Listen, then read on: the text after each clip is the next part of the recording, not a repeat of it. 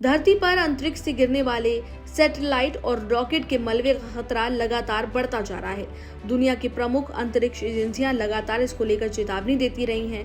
वैज्ञानिकों का कहना है कि जिस तेजी से अंतरिक्ष में सैटेलाइट और रॉकेट भेजे जा रहे हैं, उसी अनुपात में पृथ्वी पर अंतरिक्ष मलबा गिरने की संभावना भी ज्यादा बढ़ रही है। एक्सपर्ट्स का मानना है कि आने वाले वर्षों में अंतरिक्ष से गिरने वाले धातु के बड़े बड़े टुकड़े, रॉकेट के हिस्से और निष्क्रिय सैटेलाइट किसी भी समय आबादी वाले इलाके तक पहुंच सकते हैं, जिससे जान माल का गंभीर नुकसान होने की आशंका से इनकार नहीं किया जा सकता।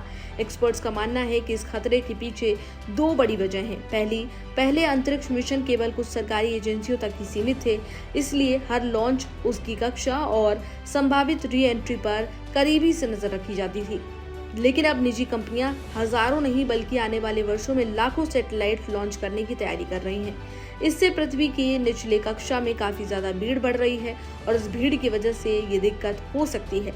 अंतरिक्ष मलबे का स्तर लगातार अंतरिक्ष में बढ़ता जा रहा है और यही कारण है कि वैज्ञानिकों के लिए हर वस्तु की निगरानी पहले की तुलना में कहीं ज्यादा अधिक चुनौती के हिसाब से देखी जा रही है। दूसरी बड़ी चिंता ये है कि वर्षों से चली आ रही ये धारणा अब पूरी तरह सही साबित नहीं हो रही है कि अंतरिक्ष से लौटने वाला हर मलबा पृथ्वी के वातावरण में प्रवेश करते ही पूरी तरह से जलकर नष्ट हो जाएगा। हाल के वर्षों में कई घटनाओं ने इस सिद्धांत पर सवाल खड़े किए हैं। अब कई रॉकेट, सैटेलाइट और स्पेसक्राफ्ट के बड़े हिस्से वातावरण की भीषण गर्मी झेलने के बाद भी पूरी तरह से नष्ट नहीं होते और सीधे धरती तक आ जाते हैं। अमेरिका की एक यूनिवर्सिटी के रिसर्चर्स ने हालिया रिसर्च में ये पाया कि री एंट्री के दौरान कई धातु और कार्बन फाइबर से बने हिस्से सुरक्षित बच जाते हैं। इसी वजह से वैज्ञानिक ऐसे नए डिवाइस और तकनीकों पर काम कर रहे हैं जिनमें भविष्य में अंतरिक्ष यानों के हिस्से पूरी तरह से जलकर नष्ट हो सके। दरअसल जब कोई रॉकेट अंतरिक्ष में सैटेलाइट या फिर यान पहुंच जाता है तो उसका बूस्टर और कई अन्य हिस्से मिशन पूरा होने के बाद अलग कर दिए जाते हैं।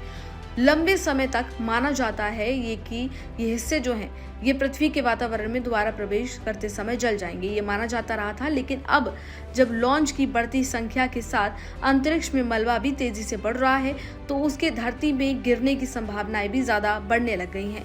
एक्सपर्ट्स का कहना है कि भविष्य में अगर अंतरिक्ष यातायात इसी गति से बढ़ता रहा तो ये संभावनाएं काफी ज्यादा गंभीर हो जाएंगी, ये समस्या और ज्यादा जटिल हो जाएगी।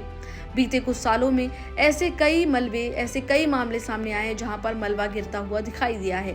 अंतरिक्ष से गिरा मलबा आबादी वाले इलाकों में बेहद करीब आ गया। एलन मस्क की कंपनी स्पेसएक्स के ड्रैगन स्पेसक्राफ्ट के कार्बन फाइबर ट्रैक के बड़े हिस्से पृथ्वी पर गिर चुके हैं। इस पर वैज्ञानिकों का मानना है कि यह हिस्सा लगभग 15 यात्रियों वाली एक वैन जितना बड़ा होता है और इससे चीन में भी कहीं ना कहीं नुकसान हुआ है। चीन के लॉन्ग मार्च रॉकेट के हिस्से भी कई बार अनियंत्रित तरीके से पृथ्वी पर लौटे हैं, जिन्हें लेकर अंतर्राष्ट्रीय स्तर पर चिंता बढ़ाई गई है। हालांकि अब तक अधिकांश मामलों में बड़े हादसे होने से टल गए हैं, लेकिन एक्सपर्ट्स चेतावनी दे रहे हैं कि अगर अंतरिक्ष मलबे के प्रबंधन के लिए वैश्विक स्तर पर सख्त कदम नहीं बनाए गए तो भविष्य में किसी भी घनी आबादी वाले इलाके में बड़ा हादसा हो सकता है। वैज्ञानिकों का मानना है कि अंतरिक्ष तकनीक के बढ़ते इस्तेमाल के साथ अब स्पेस डेब्रिस केवल अंतरिक्ष का नहीं बल्कि अब पृथ्वी के लिए भी सुरक्षा का बड़ा मुद्दा बनता जा रहा है। आप इस पूरी खबर को किस तरीके से देखते हैं हमें जरूर बताएं। फिलहाल इस जानकारी में इतना ही।